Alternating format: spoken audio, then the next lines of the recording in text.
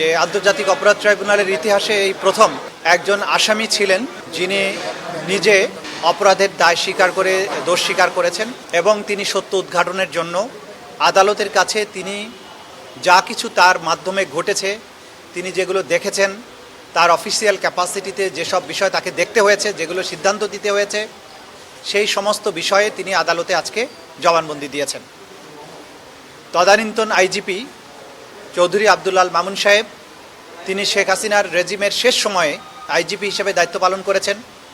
তিনি যেহেতু পুলিশ বাহিনীর প্রধান ছিলেন এবং রাষ্ট্রের অত্যন্ত গুরুত্বপূর্ণ পদে অধিষ্ঠিত ছিলেন, তিনি এই জুলাই আগস্টে যে ওয়াইড স্প্রেড এবং সিস্টেম্যাটিক পদ্ধতিতে বাংলাদেশে নৃশংসতা চালানো হয়েছে, হত্যাকাণ্ড চালানো হয়েছে, ক্রাইমস অ্যাগেন্স্ট হিউম্যানিটি ঘটানো হয়েছে, সেই ব্যাপারে তিনি একজন পারফেক্ট মানুষ যে এই ডিসিশনগুলো রাষ্ট্রের কোন জায়গা থেকে কিভাবে এসেছে, সেই নির্দেশনাগুলো আসার পদ্ধতিগুলো কি ছিল, বাস্তবায়নগুলো ধাপে ধাপে কিভাবে হয়েছে, কোন কোন ব্যক্তি এই বাস্তবায়নের ব্যাপারে উল্লেখযোগ্য ভূমিকা পালন করেছেন, কোন কমান্ড স্ট্রাকচার কিভাবে কাজ করেছে, কোন জায়গায় কমান্ড ব্রেক করে কাজ করেছে, এই সমস্ত তথ্য তিনি আজকে আদালতের সামনে তুলে ধরেছেন।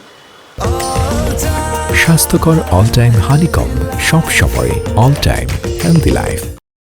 এটি এমন একটি অকাট্য এভিডেন্স, এমন একটি সাক্ষ্য, বাংলাদেশের যে কোনো আদালতেই শুধু নয়, বিশ্বের যে কোনো আদালতে গেলে এই সাক্ষ্যকে দুর্বল প্রমাণ করার বা এই সাক্ষীর বক্তব্যের মাধ্যমে যে বক্তব্যটা তিনি আদালতে দিয়েছেন সেটাকে রিফিউট করার কোনো ধরনের মেকানিজম কারো কাছে নেই। এটি একটি অকাট্য অপ্রতিরোধ্য সাক্ষ্য, যার মাধ্যমে জুলাই আগস্ট শুধু নয়, গত 15-16 বছর ধরে বাংলাদেশে গুম খুন সহ যে সমস্ত মানবতা বিরোধী অপরাধ করা হয়েছে তার বিরুদ্ধে একটা অকাট্য দলিল তিনি আজকে উপস্থাপন করেছেন আদালতে। তিনি আইজিপি হিসাবে দায়িত্ব পালনের আগে র্যাপিড অ্যাকশন ব্যাটালিয়নের মহাপরিচালক হিসাবে দায়িত্ব পালন করেছেন। সেই সময়ে র্যাবের ভিতরে কী ধরনের কর্মকাণ্ড হতো সেই ব্যাপারে তিনি সাক্ষী দিয়েছেন। তিনি তার অফিসিয়াল পজিশন জানেন, যে সেই সময় র্যাবের প্রধান হিসেবে তার যে সমস্ত জিনিস জানার কথা, যেগুলো সাধারণ কোনো মানুষের পক্ষে জানা সম্ভব নয়।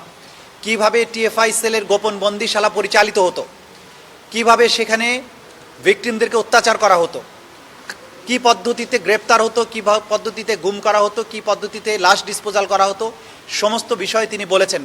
সেই কাজগুলো র্যাবের কোন উইং, কোন কোন ব্যক্তি, কোন কোন পদধারী সেগুলো করতেন, সেগুলোর তিনি অকাট্য সাক্ষ্য প্রমাণ দিয়েছেন। তিনি আরও বলেছেন প্রধানমন্ত্রী নির্দেশ কিভাবে দিতেন, তারিক আহমদ সিদ্দিকী কিভাবে বাংলাদেশের এই মানবতা বিরোধী অপরাধ গত 15 বছরে যা কিছু হয়েছে তার সাথে কিভাবে সম্পৃক্ত, স্বরাষ্ট্রমন্ত্রী কিভাবে প্রধানমন্ত্রীর কাছ থেকে নির্দেশ পেতেন, কিভাবে সেই নির্দেশ নিচের দিকে ক্যারি আউট করা হতো। এই যে সামগ্রিক বিষয়, একটা ওয়াইড স্প্রেড সিস্টেম্যাটিক অ্যাটাক প্রমাণ করার জন্য যা কিছু এলিমেন্টস দরকার, সেগুলো আজকের এই সাক্ষ্য তার অফিসিয়াল পজিশন থাকার কারণে তিনি জানেন বলে আদালতের কাছে তুলে ধরেছেন। তিনি অপরাধ স্বীকার করেছেন, একই সাথে সত্য উদ্ঘাটন করেছেন এবং আদালতের কাছে প্রার্থনা করেছেন তাকে যাতে ক্ষমা করা হয়, কিন্তু সেটার চূড়ান্ত সিদ্ধান্ত নেবার ক্ষমতা আদালতের। এখানে প্রসিকিউশনের কোনো ভূমিকা নেই। তিনি নিজের বিবেকের তাড়নায় অপরাধ স্বীকার করেছেন, নিজের পক্ষ থেকেই আবেদন করেছিলেন অ্যাপ্রুভার হওয়ার। আদালত সেই অনুযায়ী অ্যাপ্রুভার সাময়িকভাবে তাকে করা হয়েছিল। আজকে তার বক্তব্য গ্রহণ করেছেন। চূড়ান্ত সিদ্ধান্তের মধ্য দিয়ে তার ব্যাপারে আদালত কি সিদ্ধান্ত নেবেন সেটা নির্ধারিত হবে। কিন্তু আমরা যেটা বলবো, আজকের এই সাক্ষীর বক্তব্যের মাধ্যমে আমরা এই সমস্ত অপরাধীদের বিরুদ্ধে যে অপরাধগুলো প্রমাণ করার চেষ্টা করছিলাম সেটি একটা মারাত্মক অকাট্য দলিল হিসেবে আজকে উপস্থাপিত হয়েছে। আমরা আশা করছি সামনের দিনগুলোতে একই রকমের অকাট্য অথবা তার চেয়েও শক্তিশালী প্রমাণ আরও আদালত উপস্থিত করব এবং সমস্ত প্রমাণ উপস্থাপনের মাধ্যমে এই মামলাটির একটা চূড়ান্ত নিষ্পত্তি হবে। ক্লিয়ার ল্যাঙ্গুয়েজে, কোনো রকমের দ্বিধা ছাড়া, কোনো রকমের দ্বিরুক্তি ছাড়া খুব ক্লিয়ারলি বলেছেন যে জুলাই আগস্টের গণহত্যা এবং মানবতা বিরোধী অপরাধ যেগুলো আগে হয়েছে সব কিছুর মূল নির্দেশদাতা হচ্ছেন তদানীন্তন প্রধানমন্ত্রী শেখ হাসিনা, এবং জুলাই আগস্টের ব্যাপারে তিনি যুক্ত করেছেন আসাদুজ্জামান খান কামাল, যিনি স্বরাষ্ট্রমন্ত্রী ছিলেন। এই দুজনের নির্দেশে বাকি কর্মকাণ্ডগুলো হয়েছে সেটা তিনি পরিষ্কার করেছেন। তিনি আরও পরিষ্কার করেছেন পুলিশের মধ্যে কোন কোন কর্মকর্তা অতি উৎসাহী ছিলেন, কোন কোন কর্মকর্তা কমান্ড স্ট্রাকচার ভঙ্গ করে কাজ করতেন, কি ধরনের অপরাধ তারা সংগঠিত করতেন, সবকিছু তিনি ব্যাখ্যা করেছেন। আপনারা আদালতে ছিলেন, আপনারা সবাই শুনেছেন। আমরা বিশ্বাস করি আপনাদের মাধ্যমে এই সাক্ষীর যে বক্তব্য সেটা গোটা জাতির কাছে পরিষ্কার হবে। আমরা সন্তুষ্ট অসন্তুষ্ট কোনো কিছুই বলবো না, এটা চূড়ান্ত নিষ্পত্তির সময় আর্গুমেন্টের মাধ্যমে আমরা বলবো সন্তুষ্ট কিনা, এবং আদালত সিদ্ধান্ত নেবেন যে সাক্ষ্য তিনি দিয়েছেন সেটা ট্রু অ্যান্ড ফুল ডিসক্লোজার হয়েছে কিনা। সুতরাং এই স্টেজে জাস্ট কি বলেছেন সেটাই আপনাদেরকে বলতে পারবো, এর উপরে কমেন্ট করার সময় এখনো আসেনি।